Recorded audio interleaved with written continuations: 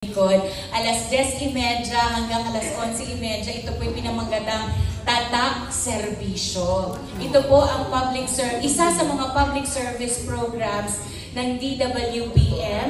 Ang toka ko po sa oras na iyon, kami po ay may mga panawagan mula sa aming mga alaga. Yun po ang tawag ko sa kanila, mga batang may sakit, merong CKD stage 3, may leukemia, merong congenital heart disease, etc. Hindi lang mga bata, mga middle age at mga damats na rin po na kasalukuyang lumalaban sa kanilang mga nararamdamang sakit. Tapos po, nanghihingi po kami ng donasyon mula po sa mga kaserbisyong nakatutok sa amin sa mga oras na iyon na hindi naman po talaga kami binibigo. Yan po ang Tatak Serbisyo. Meron din po kaming talakayang medikal, meron din kaming talakayang serbisyo rin naman mula